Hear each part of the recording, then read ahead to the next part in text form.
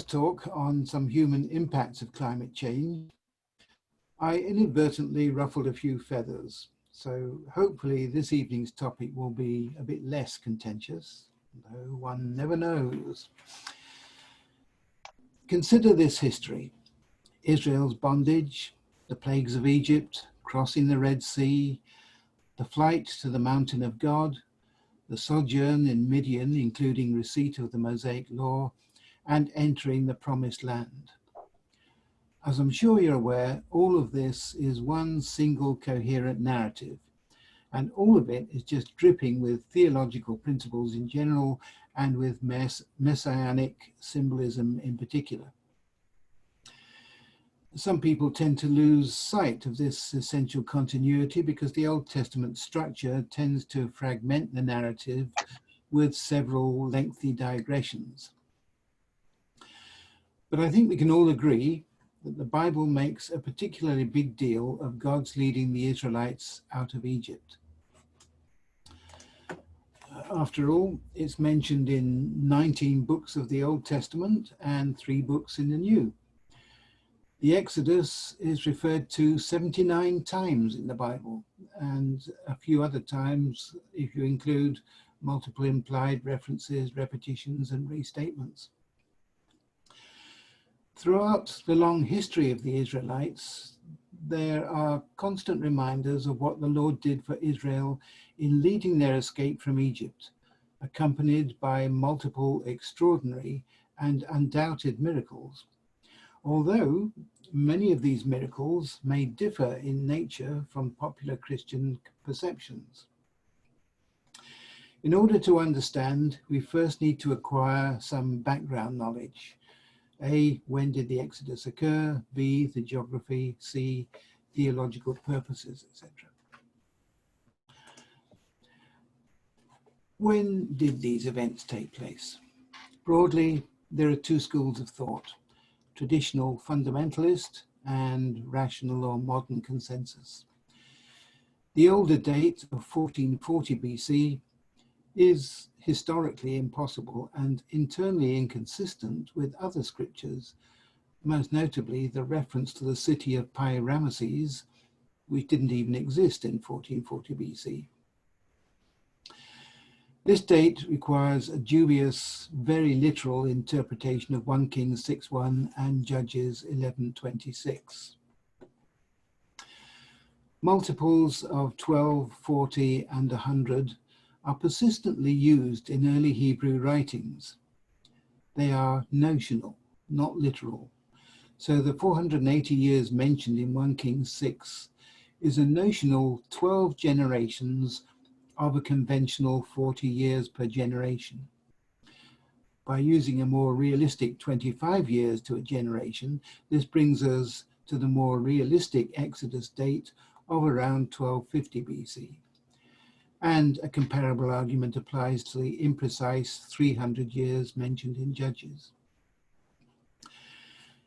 The 1440 date is also impossible because the 18th dynasty of about 1500 to 1350 BC was the zenith of Egypt's empire, when Egyptian military power and influence extended far beyond present-day Egypt, from Nubia in the south up to and even beyond Euphrates River to the northeast. The Israelites would have been escaping from Egypt to Egypt. Moses would have had 0 escape options. So, therefore, although there's no single date that will satisfy everyone's perspective, I'm running with the younger date of 1250 BC because this is consistent with history and archaeology. It has by far the fewest problems of conflicting logical arguments and is consistent with the Hebrew literary idiom of the day. And if you wish, we could unpack this in a bit more detail during the discussion. The geography of the Nile Basin. I'm getting a scratching noise from somewhere. I'm not sure. Is that? Where's that coming from? Yes, could you all turn off your microphones, please? We're getting some noise interference. I think that's coming from Luke.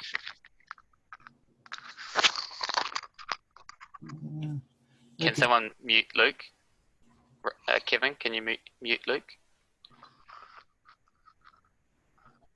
Okay, seems to be clear now. Okay, the Nile Basin. The relevance and timing of timing and geography will become apparent as we progress, so please bear with me. The Nile is the longest river in the world. It's essentially the coalescence of two huge and very different rivers. The White Nile arises in the East African Lakes region. That's this area down in the south here. And the Blue Nile comes from the Ethiopian highlands over here. There are also a few smaller tributaries not shown on this map, such as the Atbara and the Sobat. The base flow in the Nile, which maintains some water in the Nile even through dry seasons, droughts and mega droughts, is derived from the White Nile down in the south here. Prior to building the Aswan High Dam, virtually all the dry season flow in Egypt came from the White Nile. This water is crystal clear, having been filtered through the Bahr al-Jabal, which is a large sea of reeds, papyrus and antelope grass, but not the sea of reeds mentioned in Exodus. So the Bahr al-Jabal is over this sort of area. Between about 60% and 80% of all the water reaching Lower Egypt is seasonal flow from the Blue Nile, coming out from here. It all comes in a big rush over 2 or 3 months and then tails off to almost nothing during the dry season. I should just point out a couple of other geographic features. Thebes, which I might mention a bit later, is just here. That was the earlier residence of Pharaoh, whereas the late residence of Pharaoh is up here, next to where Moses and all the incidents were happening. The red triangle is where Moses led the Israelites to. Yeah, I think that's basically all we need to know for the moment. The Nilometers. Egyptian Nilometers have recorded water levels in the river for more than 3,000 years. The record is a bit fragmented and there are problems of an unstable datum, but this time series is the longest set of measurements for anything on planet Earth ever. This hydrologic record proves that really big floods on the Blue Nile occur approximately every 50 to 100 years. Many early Egyptians who lived on the banks of the Nile would never have seen a really big flood or its consequences. This is the modern flood gauge, and this is what it looks like on the inside. A primitive record, but quite good. The Ethiopian highlands, or Simeon Mountains, the source of the Blue Nile, consists of a stack of volcanic lava layers up to some 4.5 kilometers high. The iron-rich basaltic rock weathers to red clay. Mostly, it stays in situ. But when exceptional rains come, a large quantity of this red mud is washed downstream. As it happens, right now in 2020 is one such exceptional flood. And as it happens, Ethiopia is building its huge Grand Renaissance Dam on the Blue Nile, 20 kilometers from its border with the Sudan. Frustratingly for engineers, dams don't just impound water, they're also effective sediment traps. So we can see the red mud in this aerial photo of the Grand Renaissance Dam.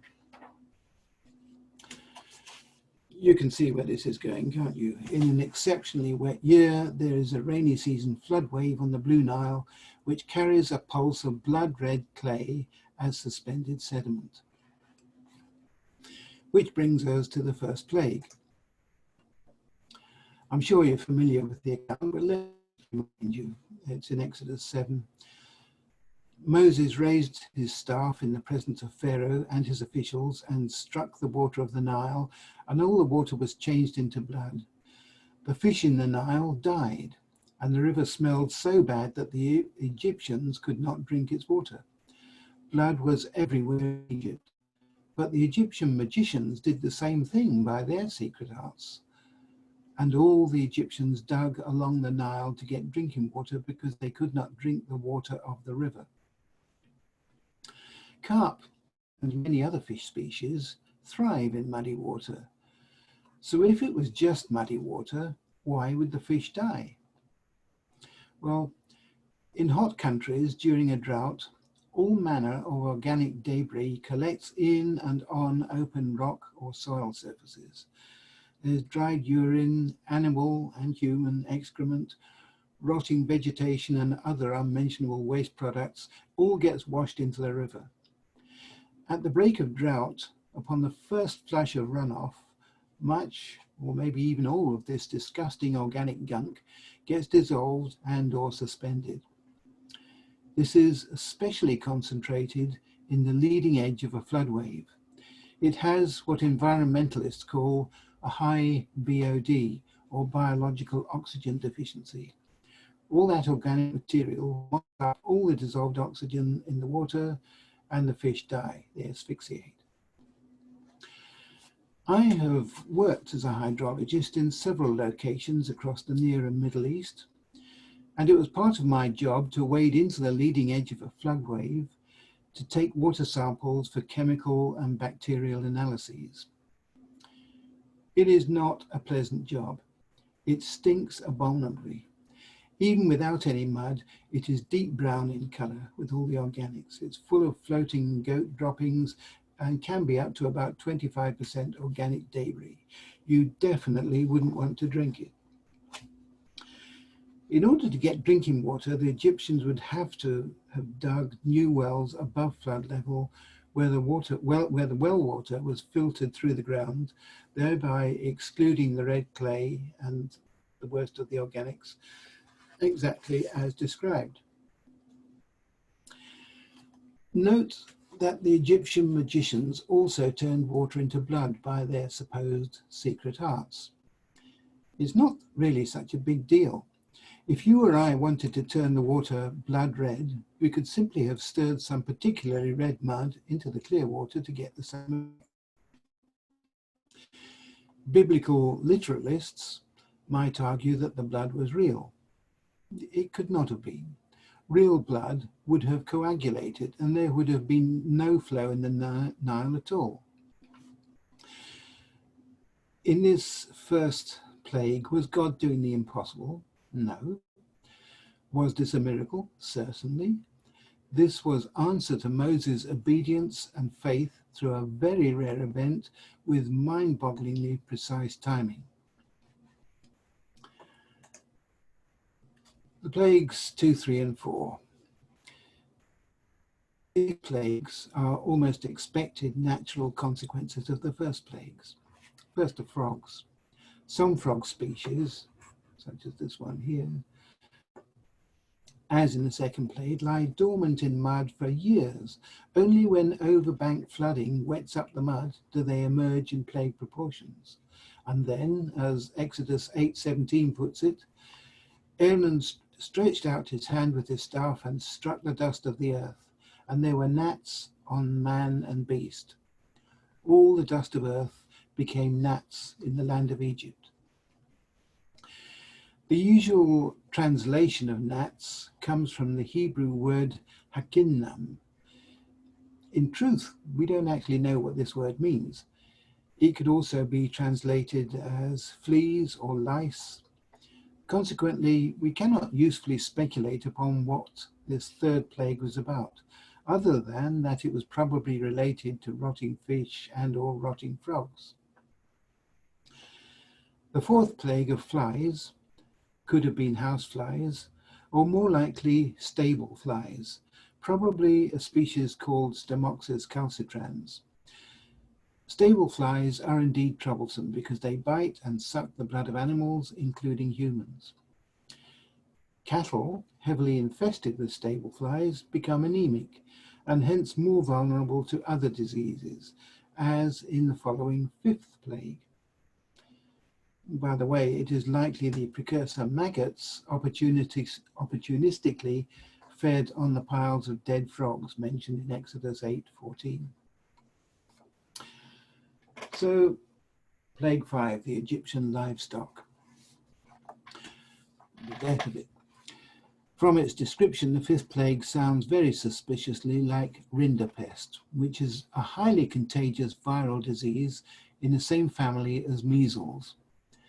It had a mortality rate amongst cattle and other ruminants of up to about 80%.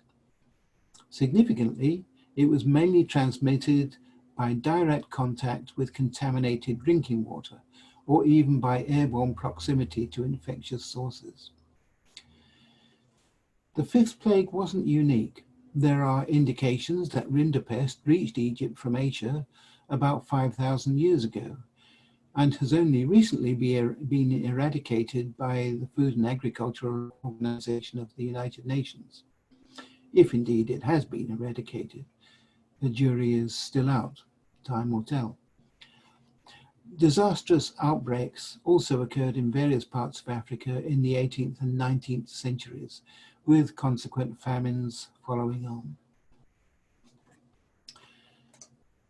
The next plague, number 6, oh sorry, I should have gone on a slide. We read about in Exodus 9, 8 and 9. It states this: Then the Lord said to Moses and Aaron, take handfuls of soot from a furnace and have Moses toss it into the air in the presence of Pharaoh. It will become fine dust over the whole land of Egypt, and festering boils will break out on people and animals throughout the land. A few handfuls of airborne soot were entirely symbolic and couldn't possibly have caused the sixth plague of festering boils. Nor does a careful reading of the text make any such claim. So what was the soot all about? If I were to stand on the steps of Parliament House in Adelaide, and as the Premier appeared, I then challenged him, shouting, "Ha! Premier Marshal, you are wrong, take that," and then I throw handfuls of soot in the air, you might think that was strange behavior. Pharaoh didn't. He and Moses knew exactly what was being represented, because when drought afflicted their region, the Egyptians responded by attempting to appease their false gods, by selecting a victim, burning the victim alive, and throwing their ashes in the sky. So we see that Moses' confrontation with Pharaoh was a mocking parody of Egyptian religion, a confrontation between the God of Abraham, Isaac, and Jacob versus the many false gods of Egypt. But what were the boils that afflicted both man and beast? Some have suggested a bacterial outbreak such as Pseudomonas or Staphylococcus aureus, but I don't think so. A more likely cause, to my mind, is the highly infectious skin smallpox, which is transmitted by the stable fly, of which there are abundance in Plague 4, and which is known to have been endemic to the region at least as far back as 3,000 years ago. The plague bacillus, Yersinia pestis, is another affliction that could have been transmitted by lice or fleas from the previous plagues, and other diseases have been suggested. But the fact is, we have no way of knowing from the available description. It is nevertheless highly suggestive that it should follow on from the death of livestock. For our purposes, the exact diagnosis doesn't matter. What matters is that it was predicted by Moses and occurred exactly on cue in accordance with God's plan. The next plague, number 7, hail. Therefore, at this time tomorrow I will send the worst hailstone that has ever fallen on Egypt, from the day it was founded till now. Give an order now to bring your livestock and everything you have in the field to a place of shelter. because the hail will fall on every person and animal that has not been brought in and is still out in the field, and they will die. The quotation continues, when Moses stretched out his staff towards the sky, the Lord sent thunder and hail, and lightning flashed down to the ground. So the Lord rained hail on the land of Egypt. Hail fell and lightning flashed back and forth. It was the worst storm in all the land of Egypt since it had become a nation. Throughout Egypt, hail struck everything in the fields, both men and animals. It beat down everything growing in the fields and stripped every tree. The only place it did not hail was the land of Goshen, where the Israelites were. In terms of both intensity and in frequency, this was a very unusual event. But was it miraculous? Consider the precise timing, the extraordinary pre-knowledge, and the coincidence that none of the Israelites or their livestock were harmed. The spatial selectivity alone points to a divinely directed storm. A mid-latitude superstorm has a typical storm footprint of up to about 10 kilometers and can definitely kill people and livestock. Supercell hailstorms are known to weigh up to about 3/4 of a kilogram. Some examples. Superstorm hail killed a few people in America earlier this year. In 2018, superstorm hail in New South Wales killed 400 kangaroos and 150 goats. In 1936, 10 people and numerous cattle were killed by such hail in the Transvaal of South Africa. In 1888, hail killed 246 people in India, and in 1490, about 10,000 people were killed by a superstorm in China. And then you will know about how God killed the Amorites with hail, as described in Joshua 10. The seventh plague was a very rare event and an extraordinary prediction, but there is historical precedent. It isn't the extreme hail that is amazing, it's the immense precision in fulfillment of God's promised purpose. Eighth plague, locusts. We may deduce from the first plague that there was recent exceptional rain further south in the Ethiopian highlands. The exceptional hail in the previous plague would have been accompanied by intense rain.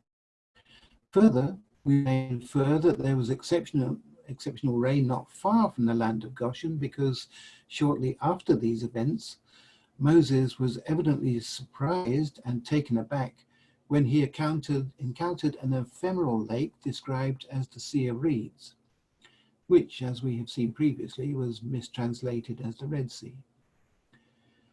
Moses almost certainly thought he knew the geography well, and obviously wouldn't have deliberately led the Israelites into a trap. Clearly, this post-storm shallow lake came as a nasty surprise. So we have abundant clues to the whole region succumbing to a very wet season. Locust flare-ups after heavy rain have always occurred in a belt stretching from Morocco through Egypt and Arabia through to China. The Desert Locust Control Organization and FAO, amongst others, are all too aware that in a warm climate, dramatic growth of vegetation after exceptionally heavy rain is precisely the condition in which plagues of locusts inevitably form. So this is yet another consequence of the unseasonal climatic conditions. Plague 9. Thick darkness can be felt. We read, "Then the Lord said to Moses, stretch out your hand towards heaven, that there may be darkness over the land of Egypt, darkness which may even be felt. So Moses stretched out his hand towards heaven, and there was thick darkness in all the land of Egypt 3 days. They did not see one another, nor did anyone rise from his place for 3 days. But all the children of Israel had light in their dwellings." Well, some have argued for a solar eclipse to explain this plague, But an eclipse could not last for 3 days, nor could it explain local darkness in which the Israelites were unaffected. Moreover, this was a darkness that could be felt. There is only one rational explanation, and that is a volcanic ash plume. In fact, a plume from the active volcano known to Moses, none other than the mountain of God, also known as Mount Sinai, also known as Mount Horeb, and which is known in modern times as Jebel al-Badr. Mount Sinai has both Canaanite and Jewish religious significance, which we could explore in discussion time if anyone's interested. For the moment, it's sufficient to note that it's in Midian, not the Sinai Peninsula. Whilst the dates of Exodus absolutely precludes any association with Thera, also known as Santorini, despite truckloads of speculative hypotheses to the contrary. Note that Thera erupted in 1618 plus or minus 20 BC against the Exodus of 2050, or if you prefer, the earlier date 1446. Neither is consistent with the Santorini eruption. Darkness you can feel. As for total prolonged darkness that could be felt, here is a photomicrograph of typical volcanic ash particles. No rounded sand particles here. These are very angular particles of rapidly cooled semi-crystallized volcanic glass. They are very sharp, very scratchy, very itchy, and very uncomfortable. Oh yes, you can feel this all right. As many Filipinos can attest, following similar eruptions at Mount Taal, Mount Pinatubo, Mount Bayon, and other volcanoes in that region. Inhaling this ash won't do your health any favors either. Skin abrasion from this stuff would certainly render victims in greater danger of infection, which may have a bearing on the final plague.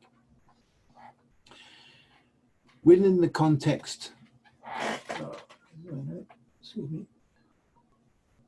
within the context of the narrative, this penultimate plague has obvious symbolism of the spiritual darkness of Pharaoh and his regime of hostility to God's people and God's purpose.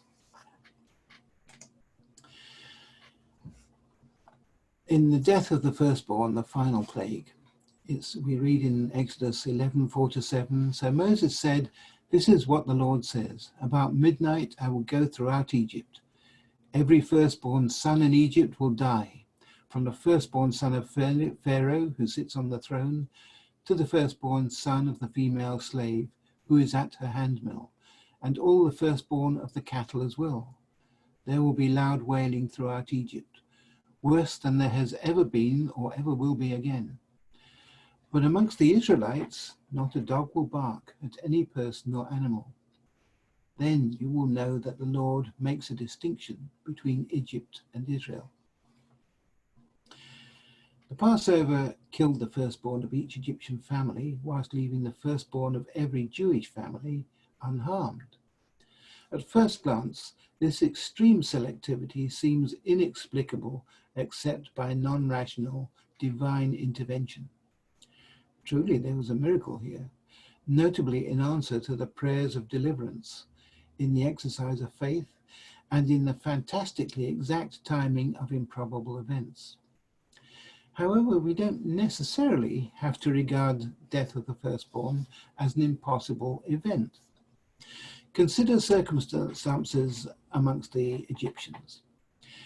The preceding disastrous plagues are virtually certain to have brought Egypt to the brink of a hard famine. Under the culture of that time, it was considered that the firstborn son was the most important family member who must survive at all costs in order to propagate the family name. So he was given whatever food was available, even if there was none for anyone else. After the freak hailstorm, whatever grain was saved from the locust plague would have been sodden, ideal conditions for the grain to be afflicted with aflatoxins, specifically Aspergillus flavus and Aspergillus parasiticus, both of them mycotoxins, which are abundant fungi that infest wet grains under warm and humid conditions. That is exactly the conditions within the plague-smitten region. Whatever grain was left in the land after the preceding 9 plagues is very likely to have been contaminated and destined to be eaten by the firstborn of each family. Another hypothesis has been advanced, which to my mind is less compelling, that the boils of the 6th plague were anthrax pustules.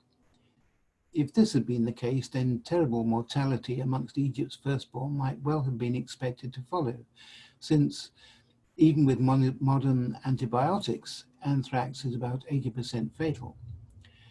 However, this difficult hypothesis is difficult to reconcile with the extreme selectivity of victim.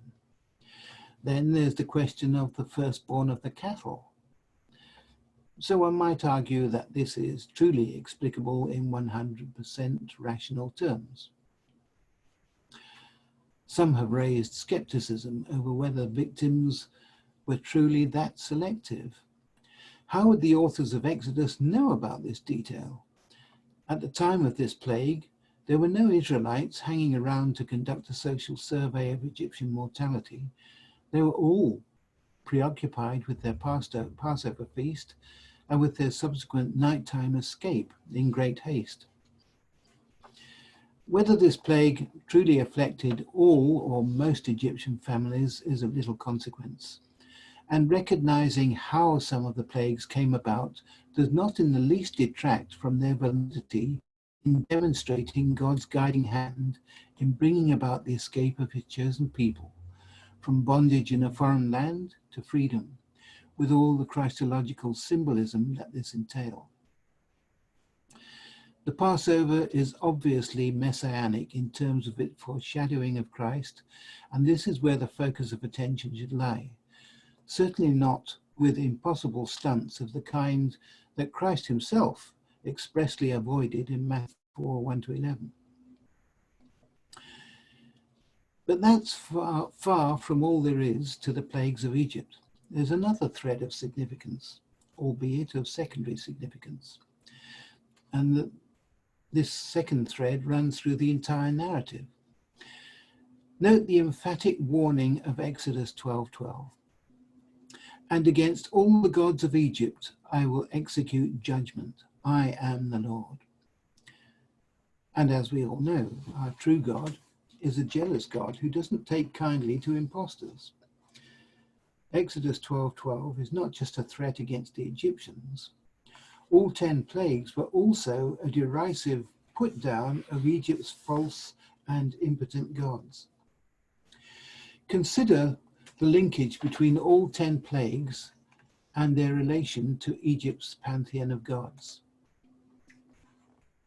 Hapi was the Egyptian water bearer, god of the annual floods. Both he and Pharaoh were thought to control the flooding. Unhappily, he was unable to prevent the first plague. Heket was the frog-headed goddess of fertility, water, and renewal. Her name is thought to be the origin of Hecate, the Greek goddess of witchcraft. She was also associated with the annual frog boom, but was unable to prevent this excessive plague of frogs. Geb, the god of the earth, Aaron smiting the dust of the earth, was a symbolic insult to Geb. Khepri, god of the flies, is depicted as having the head of a fly, or as a scarab. He represented creation, renewal, new life, and the rising of the morning sun. Again, unable to prevent this fourth plague. Hathor, goddess of love and protection, was manifestly unable to protect Egypt's wealth in Plague 5, in the death of all Egypt's livestock. The sixth plague of boils was a slap in the face for Isis, the goddess of magic, medicine, and peace, who couldn't remedy the boils. Incidentally, this plague rendered the Egyptian magicians ceremonially unclean and unable to carry out religious duties, which is probably why they play no further role in the narrative. Nut, or Nunut, goddess of the sky, cosmos, stars and universe, and perceived rival to Ra, well, prayer to Nut should have prevented the disastrous plague of hail, but it didn't. To the Egyptians, Seth, also known as Set or Suetek, was an evil and violent god, the god of war, chaos and storms. In fact, the god of everything the Egyptians feared. He was also known by the epithet Lord of the Desert and Servant of the Sun God, Ra. God's action through Moses challenges Seth's mastery over such disasters as the 8th plague of desert locusts.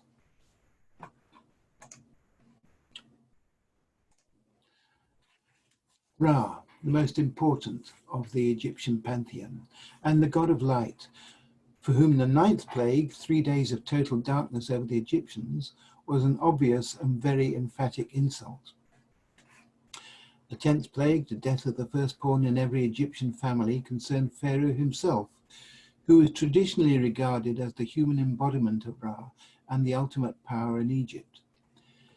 This 10th plague was the pinnacle of disaster to Egypt in general and to Pharaoh in particular. In bringing freedom to Israel, it was also a gigantic failure of Egyptian paganism.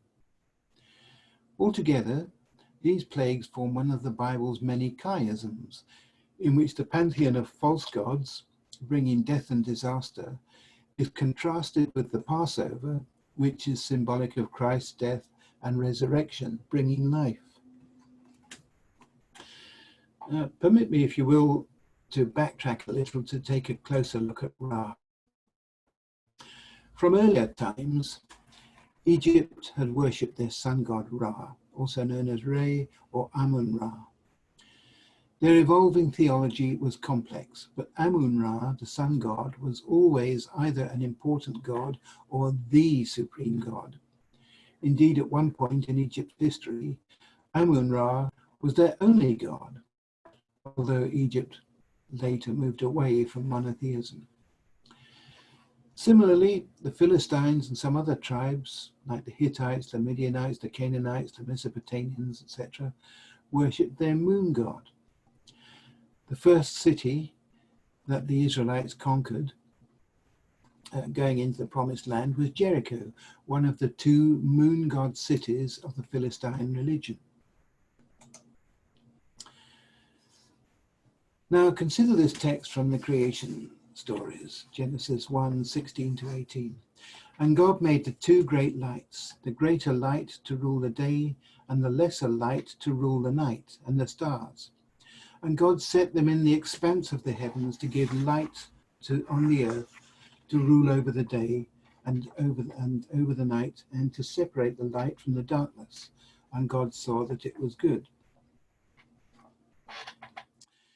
The narrative uses strange language. Why not just call them sun and the moon? It reads very much as if the author or authors of the Torah were bending over backwards to avoid using such terms as sun and moon, lest they carry any false theistic connotations. Sun and moon gods were major obstacles to the rise of the one true God of Abraham, Isaac, and Jacob. To some extent, they still are. There have been at least 105 different moon gods worshipped throughout history. They crop up in most civilizations and on every inhabited continent. Although they deny any such pagan associations, Muslims still top their mosques with the crescent moon and have other pagan relics of astronomical significance. We note Deuteronomy 4:19, and beware, lest you lift up your eyes to heaven and see the sun and the moon and the stars and all the host of heaven, and be drawn away and worship them and serve them. In addition to their messianic significance, the plagues of Egypt are just such a warning against the worship of other gods in general, sun god and moon god in particular. The 10 plagues were not 10 unrelated events. How many of these plagues were natural consequences of previous plagues? There may have been as few as 3 independent events: the major flood, the supercell storm, and volcanic eruption, or as many as 7. It's impossible to be sure. There's all sorts of, as I've shown here, different possible linkages that you could argue. God's guiding hand is obviously discernible, but to see the full picture and the incredibly low probability of all these natural miracles happening by accident, we need to take into account subsequent independent events in the narrative. For example, previously there was the rod changing into a serpent and back into a rod again before Pharaoh. There was the satiating miracle at the Sea of Reeds, the manna and quails in the wilderness, the bitter to potable water in Mara, water from the rock in Midian, deliverance from the Amalekites, the drama at Mount Sinai, the giving of the law, the snake bite healing in the desert, and the healing by the bronze serpent, looking towards the bronze serpent, crossing the Jordan in flood, and the defeat of Jericho. And there are many other examples. Any one incident may or may not be convincing regarding God's volition, but the cumulative improbability of all these incidents leaves no doubt that God was at work. So, some conclusions. Returning to the main subject, the plagues of Egypt, there may be nothing in the plagues that isn't in a sense natural. Yet there is far too much coincidence for it all to be just natural. The hand of God is obvious in God actively saving his people from cruel bondage, in God pre-symbolizing Christ's salvation in the Passover, in God demonstrating his power through nature, in God validating himself, his love, justice, and power, and God condemning false religion and false gods. The first 2 theological statements of the Bible are, firstly, in the beginning God, and secondly, in Genesis 1:16-18, a veiled allusion to the falsehood of other supposed deities, of whom the Egyptian gods are the first of many examples in the Old Testament. Fourth, God's preferred modus operandi in miracles isn't God doing the impossible. It's a case of God calling attention to something important by doing the extraordinary through repeated linkage of wildly improbable events, astounding prediction, and amazing timing.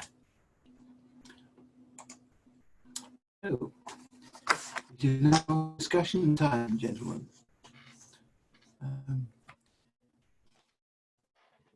Yeah. I'm in the process of unmuting people. I don't know what I'm doing.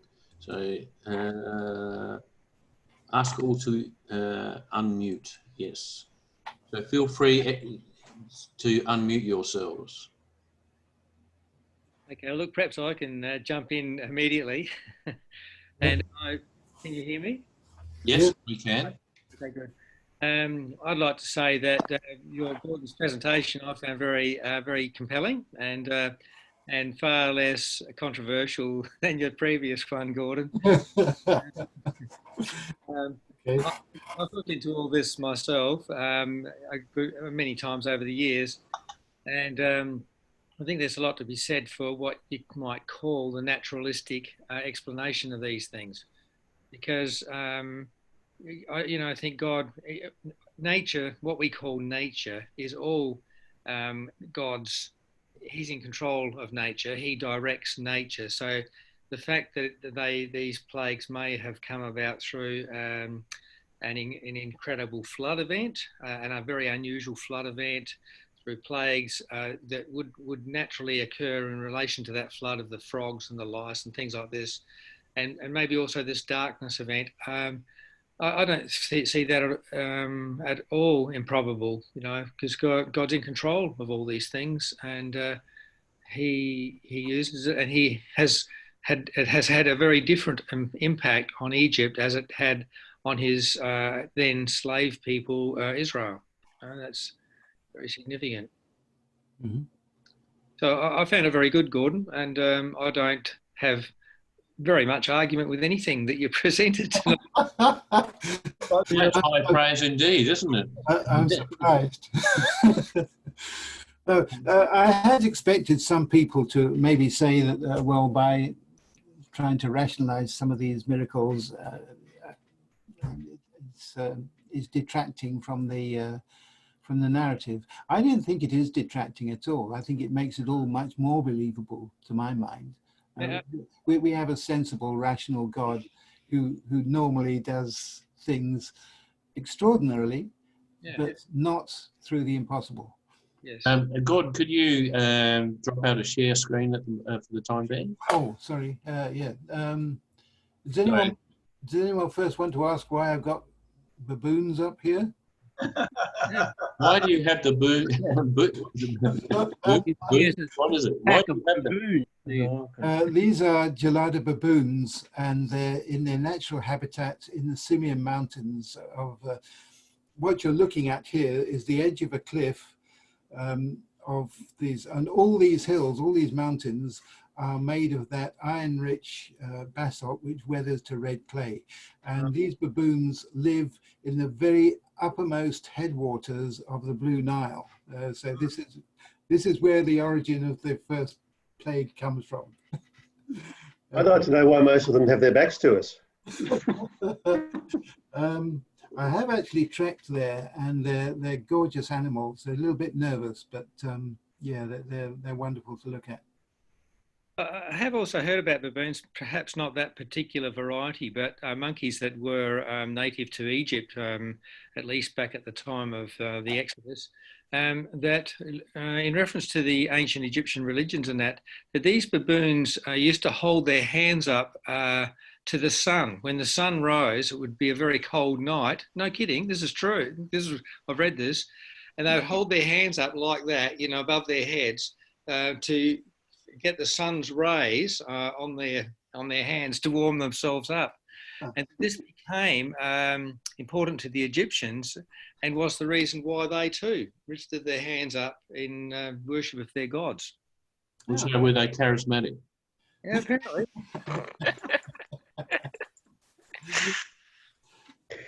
All this bit about miracles that you were talking about before, the common understanding of miracles is the idea of God doing something contrary to the laws of nature. Whereas I happen to believe that God created the laws of nature and knew the beginning from the end, and so does not have to do anything contrary to the laws of nature. He could have built nature in the first place so that when he wanted to do something, it works with those laws that he already created, which I think is along the lines of what you were trying to get at there tonight. Yeah. I wonder how you would apply your assumptions to, say, resurrection. Ah, yes. I was just going to say, I don't necessarily make the case by science. Sorry? Is it somehow explainable by science and the No. uniqueness only in the science? I don't necessarily argue that all miracles are sort of these can be explained rationally. There are a handful that just defy explanation. But I'm saying that God prefers to work through these sort of natural signs. He did say that the only sign he would give would be through the sign of Jonah, which is a sort of representation of the resurrection. So really anything to do with the resurrection, yes, that is something that is absolutely beyond science, that cannot be explained rationally. That is extraordinary. But a lot, certainly most other miracles, I think, would have a rational explanation. There are a few things in the Old Testament, such as the axe head floating. I have a bit of a difficulty with that one, but yeah, so different categories of miracle. Yeah, what about some of Jesus' healings, like a instant healing of the blind? Well, that doesn't really happen from a medical point of view, does it? No, I think healing, and there are other things as well. There have been throughout history extraordinary multiplication miracles. I mean, I could recount some myself, which completely defy scientific explanation. You know, matter cannot be created or destroyed is one of the scientific principles. Well, there are miracles where exactly that has happened. So I'm not saying it's an absolute law. Or the widow Elijah, was it Elijah or Elisha, one or the other? He promised the widow that her little jar of yeah, that was would never get empty during plague, during the famine, I should say. Yeah, there are biblical multiplication miracles in addition to the loaves and the fishes, and historic as well. I've got a folder with details of about 20 such miracles, all very well authenticated. So they do happen. Even so, the Greek word that's generally translated as miracle in our Bibles could just as well be translated as an act of power. So, for example, we could say that getting a human being to travel from the Earth to the Moon is impossible. It goes against the laws of nature, it can't be done. And yet, by the exertion of the appropriate power, it has been done. And so similarly, if we put that exertion into God's hand to actually do, there are things that can be done that otherwise could not be done as he exerts his power to do it, still in line with all that goes on. But my view about miracles is that we should not concentrate too much on how it was done. All these miracles have a point to them. God's trying to draw our attention to something. And that's what we should be looking for, not the mechanics of how it happened. Yeah, I think your point about the judgment against the gods of Egypt, which is in the text, is very significant too. That's essentially what it was. It was a power contest between the one true God and the false gods that were worshipped by the Egyptians, and of whom the Pharaoh was, the number one man. He was supposed to be the right-hand man of the god, the chief god or gods. I think it's interesting too. Your point about the very first, the first plague, the water turned to blood, and I think it's quite acceptable to say, well, that's not literal blood, but it would have looked like blood. That's fair and quite fair enough. We get these pictures of the plagues and of these other related miraculous events. There's one about crossing the Red Sea, and it talks somewhere in the text about a wall. There was a wall on their left and their right, sort of thing. And we get sometimes illustrations are done of this as though the water is meters deep and there's a vertical wall that as you're walking along, you can look into the water and see fish and everything. It doesn't really necessarily mean that. I think also somewhere there's a reference to the roaring waters. Now, a static water or a static wall of water doesn't roar. It's moving water that it's talking about, and the moving water is exactly in accordance with the satiation mechanism, which I've discussed before. And the Bible even goes so far as to give you an exact verse of how it happened, and the strong wind blew all night beforehand. That is exactly what you'd expect in that sort of satiating setup. But even when it uses the word wall, which the Hebrew equivalent of what the English word wall would be, it doesn't mean it was a literal vertical column. Right. It doesn't mean that. You've got to allow for poetic language, figures of speech. It's not necessarily poetry, but just figures of speech. And to say it was like a wall on their left and right means that there was, God had put some barrier there to prevent the water affecting the Israelites when they went across, and then he removed those barriers when the Egyptians went across. Yeah. I might say with tongue in cheek here, don't you believe Cecil B. DeMille presentation? What about the 10th? What about the 10th plague when the firstborn of the Egyptians were all killed by the angel of death? What would you explain that as? Who, me? I find that hard to... No, Gordon. Gordon. Okay. Well, as I said, the firstborn is the one most likely to eat contaminated grain and die from poisoning, aspergillus or something like that. That is a plausible explanation to my mind. Yeah, we say most likely, but it's hard to believe it'd be the only one. Yeah, that's right. I'll get a greater portion, but still it would be shared. Yeah. Oh, there's a number of things. It does say that the angel of death, when he approached the house, the blood wasn't over the doorway. Yes. That it will go in and kill the firstborn, and the Israelites were spared because they had put the blood over their doors. Yeah. Now, I don't see how a natural explanation could adequately explain that precise, so that only the Egyptians were killed and the Israelites were spared simply by just natural means. I just find that a bit difficult to say it fits.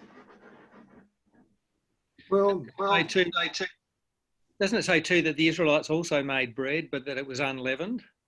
No, but that's the point of their salvation was only because they put blood over their doors. I know. I'm just saying that I find the naturalistic explanation of that a bit unsatisfying. That's what I'm saying. Yeah, I don't find it totally satisfying, that explanation. Perhaps, yes, poisoning of the waters and so forth by natural means. Yes, that's a possibility. But your comment on unleavened bread kind of points in that direction, though, doesn't it, Chair? Well, what it means that they had access to grain and that they must have ground the grain to make flour. It was unleavened because of the speed at which they had to make the bread. But if the death of the firstborn was due to contaminated grain, it seems to me it would affect just the same. Yeah, but the trouble is it would be more than just the firstborn affect it, wouldn't it? Yeah, Typically. That's what I was saying. I mean, it would be, if it's contaminated grain got into the house, why just the firstborn? Why not the other members of the family? Well, if it was on the brink of famine, there wouldn't have been enough to go around. That's part of the argument. Now, I agree with you that there is extreme selectivity here, and you can argue back and forth as to whether that could possibly be naturalistic. But when you consider that the Israelites were living in the Goshen land separate from the Egyptians, they had different cuisine, different way of life completely.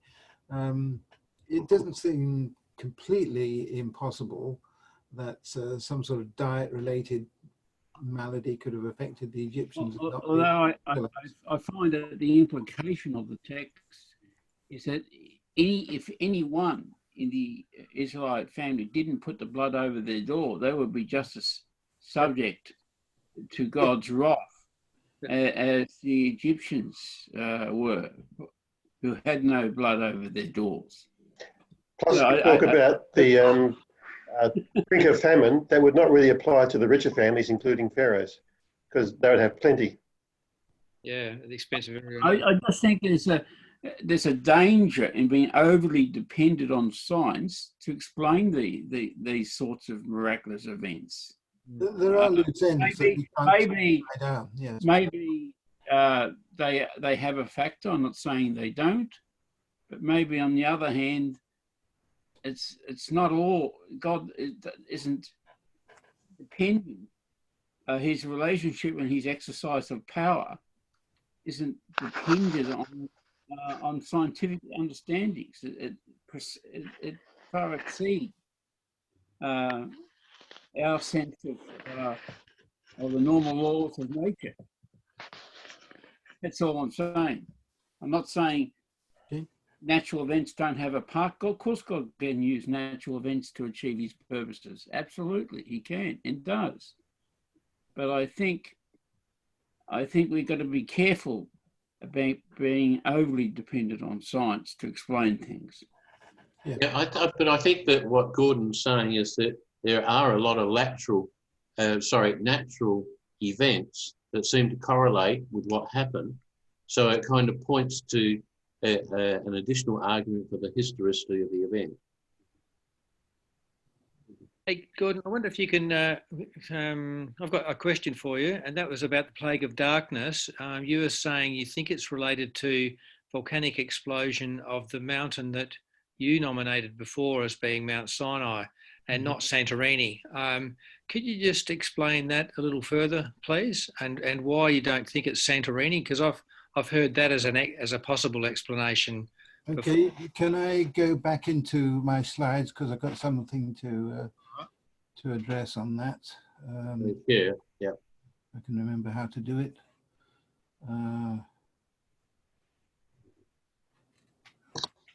How do I get back into my slideshow? Go down to the bottom and there's a share screen icon. Oh yeah. Just while we're waiting, and Gordon, I think will confirm this, Santorini blew up about 1700 or 1600 BC. So it's probably even outside the Possible date range. The earliest version, but there's some debate there. Yeah. I think that was Velikovsky's theory, wasn't it? I think so, yeah. Yeah, I think it might have been, yeah. Right.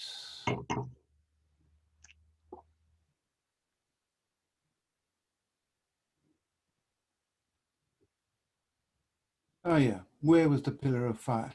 Now, Santorini, a huge amount of work has gone into dating the explosion of Santorini. And there's still a little bit of a discrepancy between the archaeological evidence and the radiocarbon evidence, but they're close enough that you can say that that explosion was 1618 plus or minus 20 BC. Okay. Now compare, I mean, whether you take the early date of 1446 or 1252, both of them are way too late to be the Santorini site. So you then have to argue, where were the various places that this geological event could have been? Now, this is a map. Okay, I'll come back to Santorini in a minute. These are the volcanic areas in red that you see along here, right down to Yemen. Yemen I know very well. I've worked there, but I don't know this area quite so well. But that red area there, I think there's very good evidence that that is Midian. That is where Moses went. The Israelites crossed around here. They crossed Sinai Peninsula in haste, where, by the way, there are no volcanic rocks. And they came to, they followed the Red Sea and then came up the plateau to this area here, where you find this kind of thing. Cinder cones, volcanic cinder cones of exactly the right size. They've got to be big enough that you'll be able to see the ash plume far away, which means they have a volcanic explosivity index of about 2, possibly 3. But they can't be too big, otherwise Moses and the Israelites camped at the foot of the mountain would have been blown to oblivion. So we know pretty much the size of the volcano, and this is what they look like, a few hundred meters high, and there are about 60 of them in this area. Wow. Are they still active, Gordon? Or any? Sorry? Are they still active, or any of them? Yeah, I'll come to that. Basically, there are several volcanic periods of volcanic activity. Most of them ceased to be volcanically active about 10 million years ago, but there are a few, just a handful around here. You see this dark area here, that's the volcanic area, which have been active within historic times. And yeah, so getting back to Santorini, okay, the Israelites started off here in Gossen land.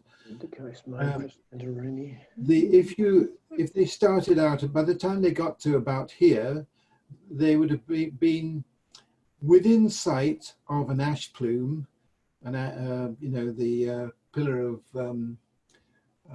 smoke, or a pillar of cloud by day and the pillar of fire by night. Well, yes, you get a lava fountain or red hot ash fountain, which would be reflected off the bottom of the ash plume during the night. So that's where it happened. It's just the right sort of height and size that by the time the Israelites got to somewhere around here, they would see this this volcanic ash plume. It would be pretty much at the limit of visibility at that distance. In fact, any ash cloud of any description would be within this red circle here. Because the curvature of the earth is such that anything beyond that, no matter how big the volcanic explosion was, you wouldn't see it. So Thera's just this yellow pin here, which you can barely see. The curvature of the earth is such that even if it had an explosive volcanic index of 6 or 7 or 8 or something, well, it only goes up to 7 really, a really big volcanic eruption would send a plume of ash about 40 kilometers high. Couldn't go any higher than that. And because of the curvature of the earth, you just wouldn't see it. It would be impossible to see it. So that rules out Thera, as well as the timeline. Now, where was it? This is the area that I'm talking about. This is the area of volcanics. It's on a sandstone plateau along here, about 1,000 kilometers above Red Sea level. If you look a bit closer to that, this is the area. Now you can see, this pale stuff here. This is just windblown sand and alluvium. The dark stuff is the volcanic. And you can see a little ash cone there and there and there and there and there and there and there and there and there and there and there and there. There's about 60 of them. I've counted them up. There's about 60. Well, yeah, that sort of number in here. And we think that one of them, well, there were actually 3 that were probably active within historic times. And the Mount Sinai must have been one of those. Why do I think it was Mount Sinai? There's only one possibility. First of all, it's the correct location in Midian. The Bible says it was in Midian. Secondly, it's the correct volcanic province. There are other volcanic provinces. We touched on them in the Ethiopia, for example. It couldn't have been that. It's the wrong kind of volcano. It's the correct type of volcano is found in Midian. This is consistent with the historic stories of volcanic activity from the Bedou in Saudi Arabia. It has the right volcanic explosivity index, BEI 2 to 3, with an ash cloud up to, well, maybe 15 kilometers is pushing it a bit. But Gordon, could you explain volcanic explosivity index? They're just numbers. Okay. All volcanic eruptions have a VEI, which is a sort of logarithmic number. It starts at 0, which is just a tiny little eruption, the sort of thing that you can walk right up to on Hawaii and places like that. And it goes up to the really gigantic eruptions, the sort of super volcanoes that explode with catastrophic effects, like Toba and Krakatoa, I think, was VEI 6. Mount St. Helens was VEI 5. And so you got this explosivity index, and the bigger the VEI, the bigger the ash cloud, the higher it can get.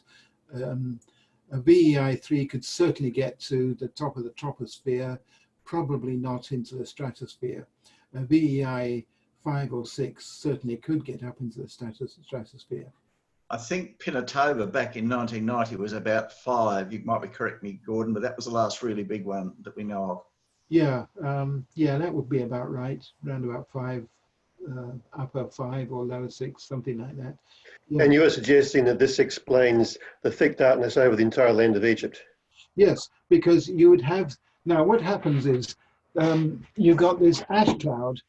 It's very hot. I mean, it starts off at about 1,200 degrees C. You've got thermal buoyancy, very fine-grained volcanic particles. So they're lofted up by this thermal buoyancy. As the higher you go in the atmosphere, the colder it gets, the thinner the atmosphere, and there comes a point where you just lose buoyancy. So the ash cloud can't get any higher. In a VEI 3, you could certainly get a 15-kilometer plume. It couldn't have been much more, you know, a VEI 5 or even a 4 is doubtful, very doubtful whether Moses would have survived and the Israelites camped around the mountain. So I think this is just the right kind of VEI for that size volcanic plume. Now, when the plume gets to its as high as it can get, it kind of blows sideways by the wind. So you get these anvil shapes, and they can blow downwind for several hundred kilometers. And that's what it was. It was several hundred kilometers to the area around Egypt where all these Exodus events were taking place. Gradually, as the plume goes sideways, it cools down and it sinks. It sinks fairly slowly because the particles are so fine, but eventually it gets down to ground level, and that's the end of it. And clearly it got down to ground level at around the you know, the Egyptians. And also these ash clouds, they can be quite precise in their trajectory. They're blown along by the winds. They don't mix laterally very much. So it's quite plausible that you could get a volcanic ash cloud hitting the deck in Egypt and not hitting the Israelites just a few kilometers away. Do we have any examples from more modern times, e.g. Stephen mentioned Mount Pinatubo, where something similar happened? Somewhere? With a day or two of darkness? Oh, days of darkness, yes, lots of times in Java, in Sumatra, in the Philippines, certainly. Trying to think where else they would be. Some of the Pacific Islands, I think, have had that sort of thing as well. Yes, so yes. I mean, you can go to the internet and get pictures of these ash clouds, and they are really dense. I mean, Pliny the Younger describes, of course, Vesuvius having great darkness in the vicinity back in what was 68 AD. So he certainly observed it and recorded it in his writings too. Vesuvius, if I remember rightly, was higher than 3. I think it was. Oh yeah, it was much bigger, but certainly darkness-wise, he, I believe, wrote about that as one of the comments. Yes. Well, of course, if there's no wind, then you just get this massive sort of anvil of ash overlying the mountain. Yes. But usually there is some wind. Oh, by the way, it's that increases the improbability of ash over that part of Egypt, because mostly the wind, you know, the prevailing wind wouldn't have taken it over Egypt. It's only quite rarely that the wind takes it in that direction. So that increases the improbability of the event. What else have we got? Local and regional geography consistent with Exodus.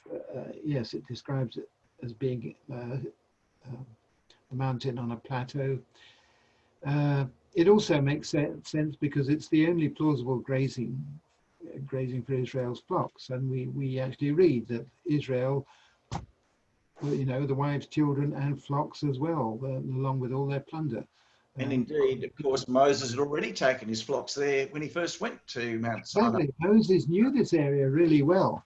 And it comes as no surprise that outside of Israel, this part of Midian is really the only place where he could have taken that amount of livestock and made a go of it for 40 years. Israelites are a bit more fertile and a bit more pasture, but yeah. So Moses knew what he was doing. The ash cloud visible to Israelites for 480 kilometers is pushing it a bit. If it was 15 kilometers, they might have had to be in a little bit closer than that. But there are 900 kilometers. There's no way you could have seen that.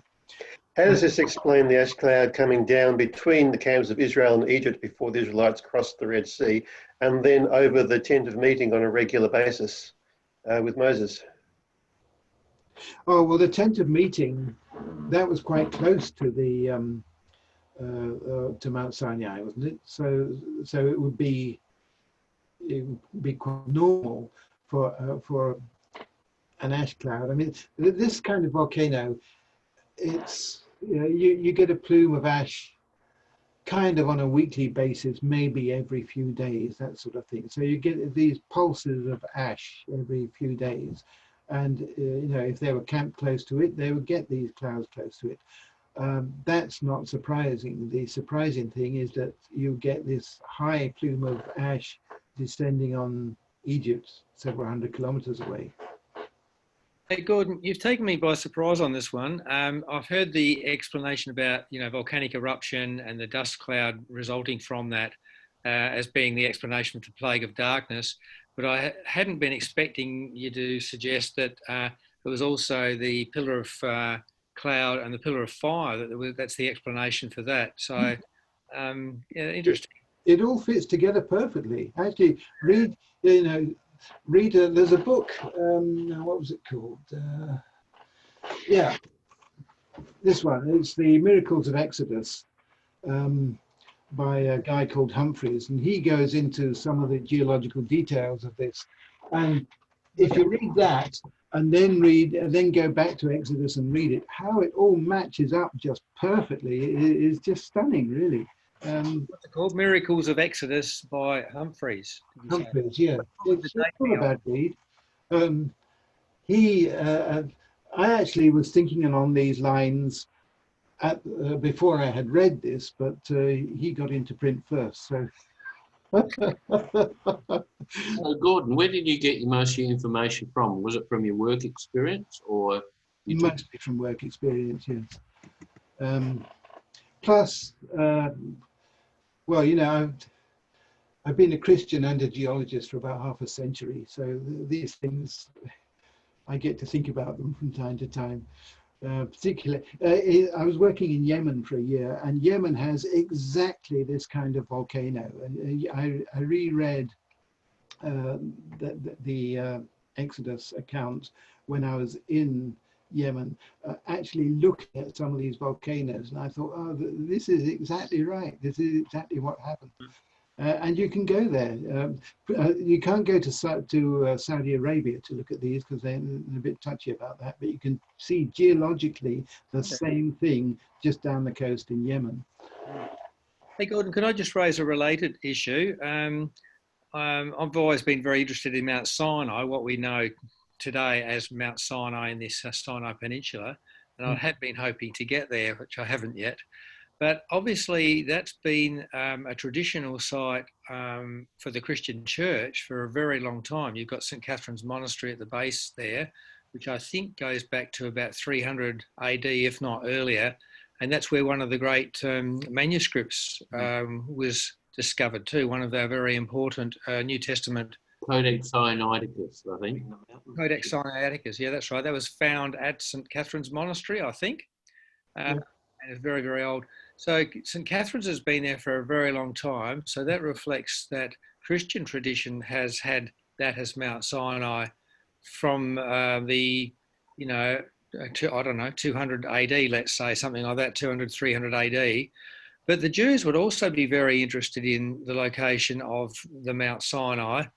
I've never really sought this out, but surely there'd be Jewish traditions associated with that location, and I wonder how far back they go. They may be, but look, the Sinai Peninsula has traditionally been called that for donkey's years, many centuries. And it's a tradition that is just plain wrong. It doesn't fit the facts. Okay, many people like to think of modern day Sinai as being where Mount Sinai is. I think it's just a mistake, a plain mistake. Well, Yes. I'd be curious. I have the Bible, and it separately says it was a monk went down there about 400 AD and says this is the spot. You just have to go to the book of Galatians, and Paul says Sinai or Horeb is in Arabia. Paul said it was in Arabia. So this monk obviously didn't know his Bible when he chose the place on the Sinai Peninsula. Yeah, Arabia, what we know as Arabia, they do in using modern boundaries, Steve. Yeah, but Arabia has always been, if you like, east of the Gulf of Aqaba. That's Arabia. There's also a consideration that Arabia was also east of what is now Israel, roughly in the area of Jordan and a bit of the south there, so that it extended a lot further north than we consider now, but certainly not into the Sinai Peninsula. After Muhammad came, obviously they spread right across North Africa, even got right up to Tours in France. But Arabs, yes, but Arabia, because when Paul supposedly from Damascus went into Arabia for a few years to ponder everything, that was not all the way down south, so it was thought, but just a bit to the east, a bit to the southeast across there. Quite possibly, but as I say, it was definitely in Arabia. And at that time of the New Testament, Arabia certainly was east of the Jordan. I do agree, though, with you and Gordon on where Sinai is. Yeah. I'd be careful to dismiss very old tradition. Okay, the Christian tradition might have a certain date of origin, but the Jews too, because Moses is so important to the Jews, Yes. Surely they would have had an interest, even older than that, as to where Mount Sinai was. And I'm wondering what their traditions say. I don't know. I'm not proposing anything. But I'd be curious to know, and I'd be reticent to just ditch very ancient Christian tradition too. It was not ancient. Well, I'm thumbing through my archaeological Bible, and they named the monk who in 400 AD said this is the spot.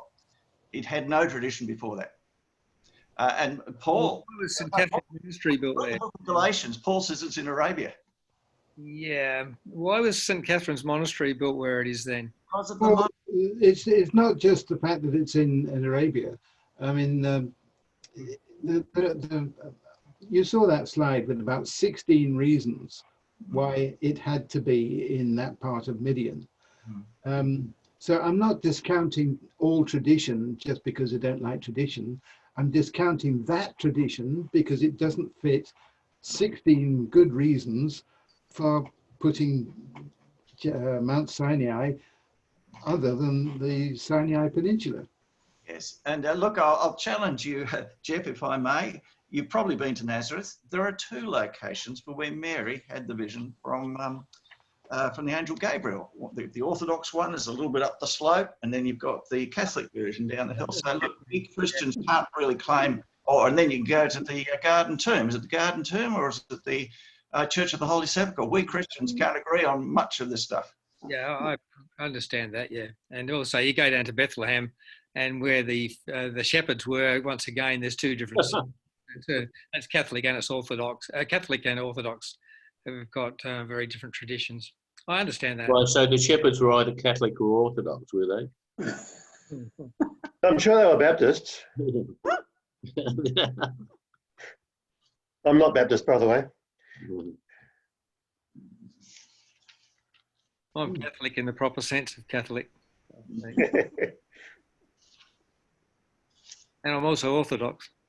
Or at least I think I am.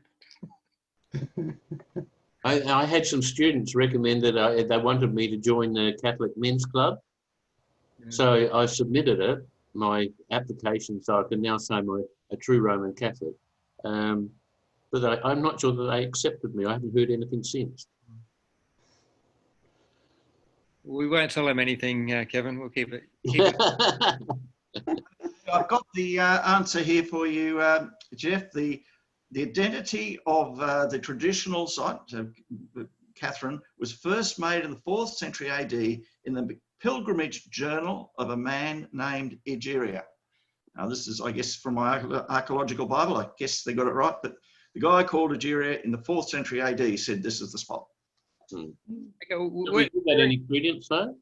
but were there any Jewish traditions? Well, Paul was obviously raised as a rabbi and all that sort of stuff. He knew his Jewish traditions. Well, he was Christian, wasn't he? Well, he became one, but initially he's... Yeah. I'm a Christian. I'm also an Australian. He could be a Jew and a Christian too. Yes. Didn't Jesus berate some of the Jews for their traditions, though? I mean, just because there's a tradition doesn't mean you can rely on it. No, I know, but surely they had some traditions. You know, they were fanatical lot, the Pharisees and all those other religious lot. Surely they would have had some traditions, and I'm curious to know what they might have been. Yeah, yeah. Incidentally, just further about that, I do understand that Muslims, of course, they have an interest in Moses too, because, but I think they do point to this area in Arabia, don't they? They do, yes. Is that common amongst the Muslims, or is that just, is that the common Muslim view?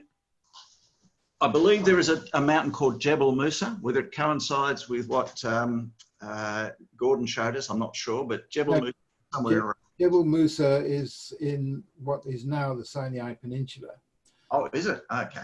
Which is geologically all wrong. Okay. So I'm not buying that one. Okay. I think Muslim scholars do have some view about where Mount Sinai was. And it could be, you know, it might go along the lines of what you've been presenting, Gordon. Yeah, there's a part of Saudi Arabia that I would love to go with an archaeological team and dig around, because I'm pretty sure the Israelites must have camped either there or somewhere pretty close to there, because all the facts just fit. Well, if you ever get to go on this expedition, Gordon, I'd love to come with you. First get some funding, post-COVID funding. Oh, I do things cheaply. I'd rough it. I'd be happy to rough it. I mean, You should have to get there. Yeah, I know. Yeah. Buy some spades. Spade ready. Well, were there any comments on the chat that we need to look at? I kind of let them go because I didn't see much need to sustain the conversation because it was pretty volatile as it was. But I can actually work through it. Well, the first comment was from Kevin Rogers, which said, feel free to make chat comments. So they did. Jeff Russell, I assume that the Hebrew of 1 Kings actually 480, which says 480, which is 12 times 40. Where do we get the idea that a generation equals 40 years? And I was also questioning about that 480. Presumably the text actually says 480. I haven't actually checked the original Hebrew, but yeah, maybe I should do. Okay.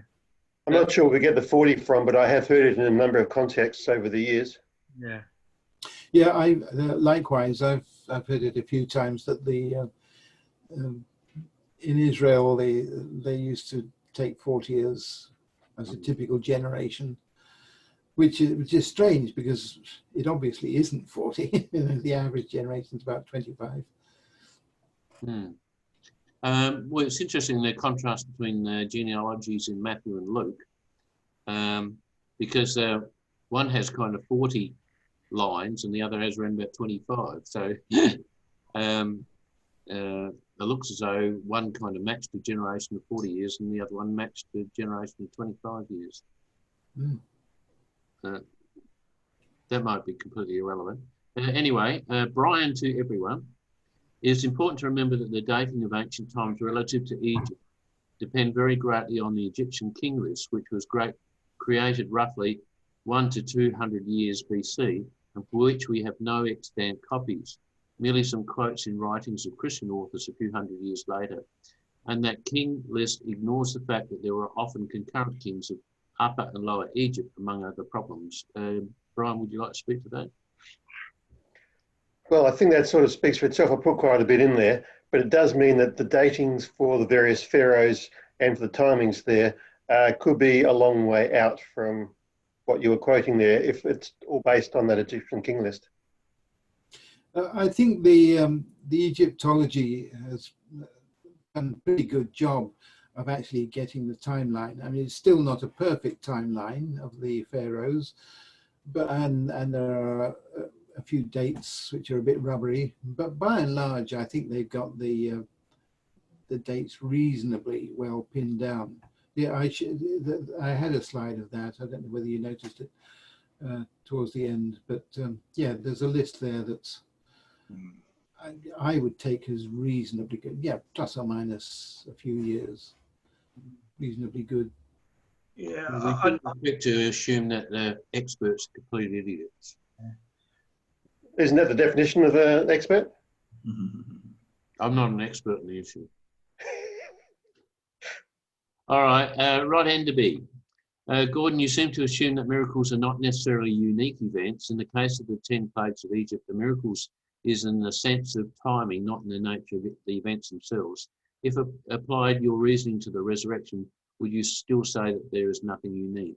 I think you've answered that. Oh, yeah, I don't apply it. Yeah, I think we've answered that in the discussion. Yeah, yeah. I still think that we've got to be careful about being overly reliant on a scientific explanation to explain a unique event. I would be the first. Even though they can be behind. Explanation for everything. But if there is a scientific explanation for something, then why not why not have a look at it? Take that as reasonable. Yeah. Brian, your explanation for the darkness sounds feasible, but is certainly not almost certain. In fact, sounds rather unlikely to me. Brian. I think we've discussed that one a fair bit through the discussion already, so I'll let that one go for now. Okay. Stephen, as we discussed in the earlier presentation, Yam Suf, Sea of Reeds or Red Sea, is also identified with the top of the Gulf of Aqaba, 1 Kings 9:26, where it is identified as near Eilat. Would you like to expand, Stephen? Oh, no, look, we had that discussion before. I know Gordon agreed, well, certainly read it out to us, and so I won't say any more. That's my view. All right. Now, we had another comment from Rod Enderby about the resurrection. I think that was a bit of a typo. I redid it. Right. It's the same. Yeah. From Brian about the 10th plague, how would these naturalistic suggestions only apply to the firstborn and not the others? Did you want to expand on that, Brian? I think we've discussed that particular point and agreed that well, it doesn't really.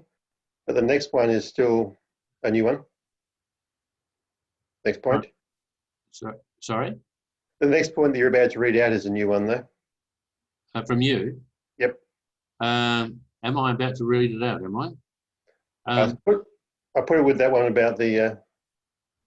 all right, Exodus indicates that a goodly number of non-Israelites were so impressed with Israel's God that they joined Israel and left with them. Hence, reports from the rest of the country would have been available to Moses. Is that the point? Yeah, so therefore they would not have needed to have Israelites travel throughout Egypt to get reports on all the other firstborn. They could have had the information come through from others that decided to join them as they left. Yeah, well. I mean, the text says the cry went out throughout the land of Egypt, so obviously it was spread far and wide. The text itself says that. Yeah. Well, it depends what you take as the land of Egypt. It says the cry went out far and wide. You know, I mean, they heard about it, the death. Pharaoh himself was very angry and scared in a lot of ways, and he tells Moses to get the people out of here. Mm-hmm. You know, so the news was travelled, however it travelled, whatever means. Mm. It Right, travelled far and wide in Egypt. Okay, the next comment is from Rod. Gordon, you seem to assume that the miracles, the plagues, are not so much. No, I think I had a bit of a repeat in there because sort of like I stuffed it up and sent it before I meant to send it, and it's So, yeah, so it's covered. covered. Okay, Brian, the last comment from Brian. You spoke about the rise of the God of Abraham. Do you believe that man has originally polytheistic with monotheism, or was originally polytheistic with monotheism coming in later, or that in the beginning God? So which is first, polytheism or monotheism?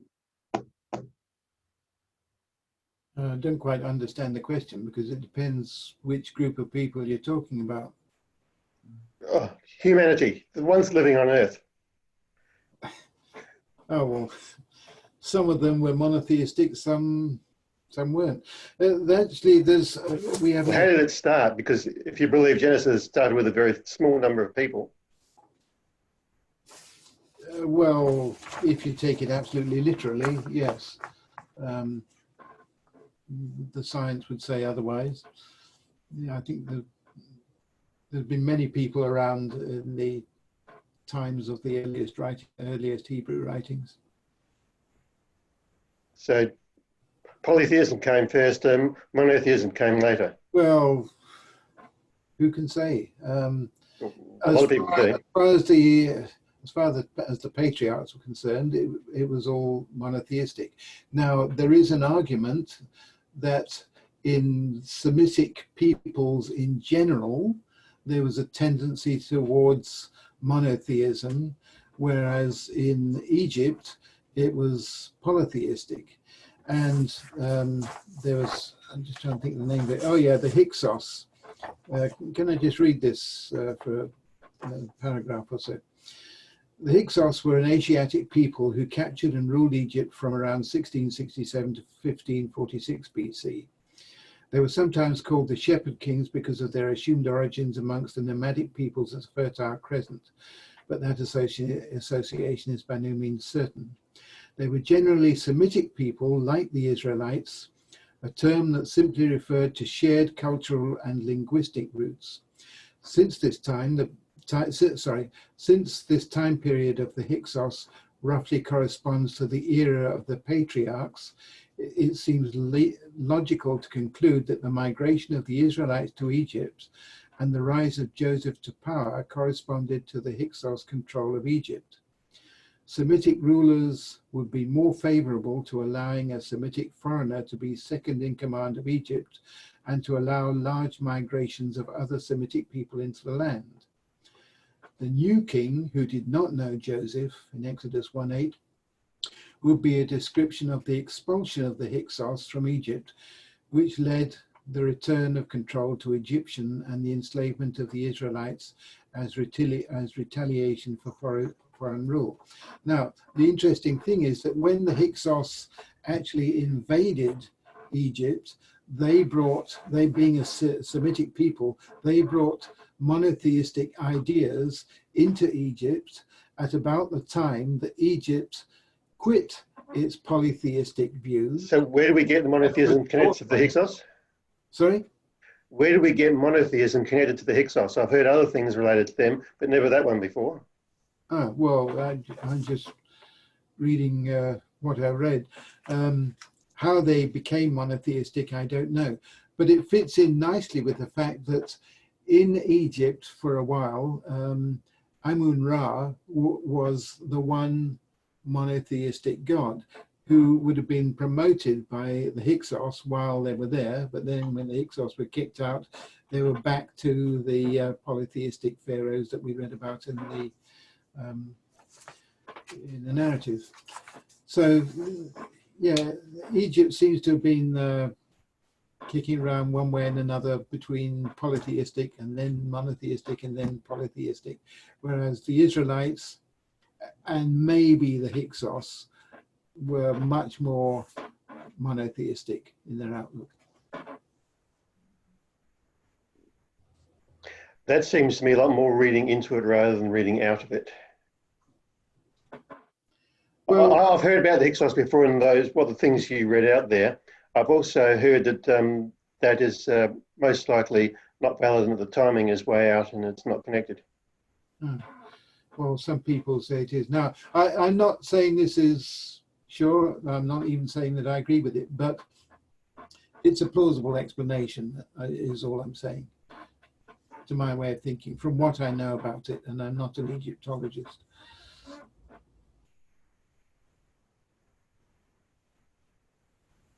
All right. It might be appropriate this time that I kind of stop the recording, and then we can just have more social discussion. So you're happy with me to stop it now? Yep. Yep. Okay, good.